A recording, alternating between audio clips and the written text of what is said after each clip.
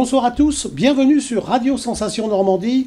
Très heureux de vous retrouver pour votre émission du mercredi, l'immobilier en question. C'est le 60e magazine ce soir. Vous êtes en recherche active pour effectuer un stage en entreprise, être accompagné d'un tuteur. Comment faire? Voici quelques étapes à ne pas négliger. 4 personnes pour m'accompagner dans cette émission. Jacques Cernet, agent immobilier à Bernay, bonsoir. Bonsoir. Vous êtes accompagné de votre stagiaire Mathilde, bonsoir. Bonsoir. Xavier Ruher, courtier en prêt immobilier à Bernay, bonsoir. Bonsoir Pascal. Vous êtes également accompagné de votre stagiaire Lisa, bonsoir. Bonsoir. Donc nous allons continuer du rôle du tuteur et de ce qui se passe après votre stage. Comment vous y prenez? Est-ce que vous avez des examens à passer? Quel est le rôle du tuteur? Donc, on en a parlé dans l'émission précédente. Donc, quels sont les rapports que vous avez avec votre tuteur? Est-ce que vous pouvez l'appeler quand vous voulez, aller le déranger dans son bureau quand vous voulez, s'il y a quelque chose que vous n'avez pas compris ou vous voulez des informations? Est-ce que vous êtes un peu livré à vous-même ou bien est-ce que vous avez quelqu'un en permanence qui vous suit? Mesdemoiselles, qui veut répondre? Moi, pour mon cas, je peux le voir quand je veux, mais je reste quand même indépendante et je fais les tâches qu'il me demande de faire dès le matin. Je fais ça toute la journée. Si j'ai un problème, je sais où le trouver. Vous savez où le trouver.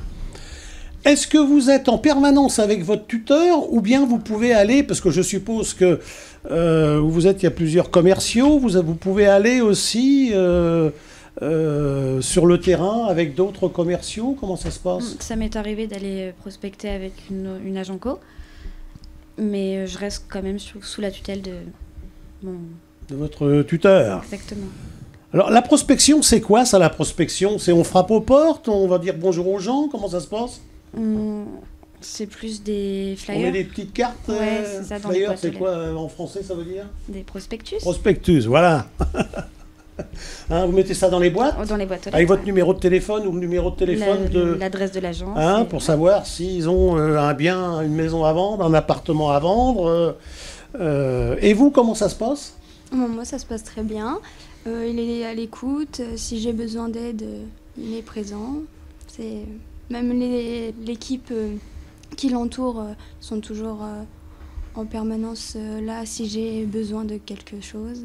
Oui, vous n'êtes pas obligé d'aller voir votre tuteur, vous pouvez demander à d'autres commerciaux qui sont avec vous dans l'entreprise, en fait. Oui, c'est ça. Et alors, notre tuteur, messieurs, vous suivez également, vous faites des rapports à l'école ou pas? Est-ce que vous êtes en lien direct avec l'école? Voilà. Alors, pour un stage, on va dire, dans une formation sans alternance, on est en rapport avec l'école à la fin du stage, puisque normalement, un professeur se déplace sur le lieu du stage pour faire un bilan, et puis on échange avec le professeur, parfois selon l'école avec la stagiaire en même temps, ce qui permet de faire un point global. Si c'est pour de l'alternance, par contre, on peut être en lien plus étroit avec l'école, et encore une fois, ça dépend des protocoles que le centre de formation a mis en place. Vous voulez nous expliquer, parce que on a bien compris que ces deux jeunes filles faisaient des stages relativement courts, mais est-ce qu'il y a des stages plus longs en alternance, par exemple 1 mois à l'école, 1 mois chez le patron, et ça existe ça ou pas? Alors ça existe, ce sont des formations en alternance.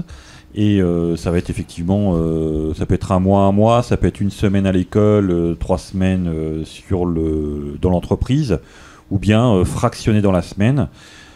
On a ça avec des écoles qui sont diplômantes et qui se financent notamment avec les budgets formation des professionnels.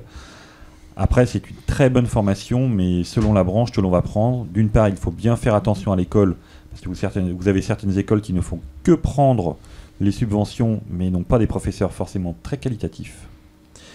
Et puis les emplois du temps, en ce qui concerne la partie immobilière, si c'est mal réparti, la stagiaire ou le stagiaire va apprendre des choses, mais il ne pourra pas s'épanouir vraiment comme il le souhaite dans l'agence. Est-ce qu'il y a un livret de suivi de stagiaires? Ça dépend dans quel lycée ou de quelle école ils viennent.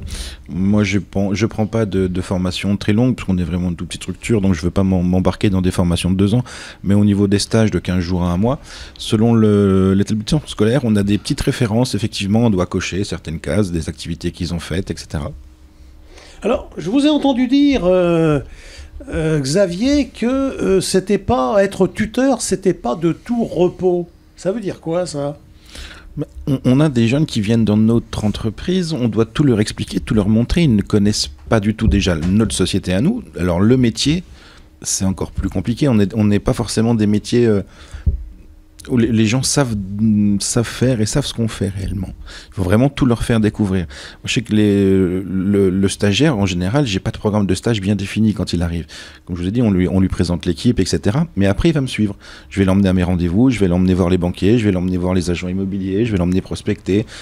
Et il va découvrir comme ça, petit à petit, tout ce que moi, courtier, je peux faire dans la journée. Et il verra bien si ça lui plaît ou pas. Mesdemoiselles, est-ce que la vision que vous aviez d'une agence immobilière ou d'un cabinet de courtage en prêt immobilier est la même aujourd'hui que vous l'aviez avant de rentrer dans ces entreprises ? Personnellement, non. C'est beaucoup mieux. C'est plus ouvert et je comprends mieux tout ce qui s'y fait. Et est-ce que ça vous paraît plus simple que vous pensiez ou plus compliqué que ce que vous pouviez penser ? C'est mitigé. Je n'avais pas une vision prédéfinie, mais je savais que comme tout métier, c'est compliqué au début et puis après ça roule. Donc votre souhait, c'est de continuer dans le métier, en fait ? Oui. Vous aussi ? Oui. Alors, peut-être... quand je dis continuer dans le métier, vous avez quand même 2 métiers, que ce soit le courtage ou l'agence immobilière, qui forment une certaine synergie, je veux dire. Donc vous pouvez effectivement passer, si vous en avez envie, de l'un à l'autre. Mais ce métier, vous avez déjà discuté avec vos tuteurs respectifs comment ça fonctionne quand on est... diplômé, qui est-ce que j'ai entendu qui voulait passer un BTS profession immobilière ? Oui, c'est moi. C'est vous ? Oui. Et pourquoi passer un BTS profession immobilière ? Expliquez-moi. Ça vous apporte quoi ? Ça nous fait rentrer, entre guillemets, dans la vie active et en même temps pouvoir poursuivre un cursus scolaire. D'accord. Et je trouve ça plus intéressant que de rentrer directement dans le bain, quoi, ou continuer dans une voie scolaire qui est pas vraiment la mienne. Et vous allez aller passer votre BTS profession immobilière où ? À la CIC d'Évreux. À la CIC d'Évreux. Et ils forment un BTS profession immobilière en combien de temps ? En 2 ans. En 2 ans ? Un BTS, c'est 2 ans. C'est 2 ans sur un BTS, oui. Est-ce qu'il y a d'autres, Jacques, d'autres écoles dans la région qu'on peut donner comme information aux auditeurs ?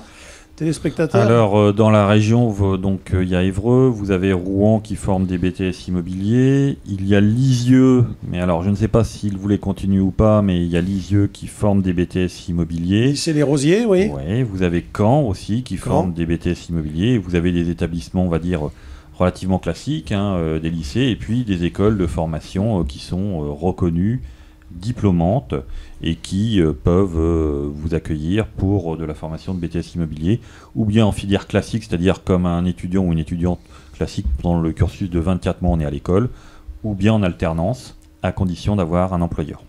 Donc on est quand même fourni sur la Normandie. Vous voulez passer un BTS profession immobilière, Lisieux, Caen, Rouen, Évreux. Donc on a quand même ce qu'il faut à proximité de Bernay, en fait, pour aller passer tout ça.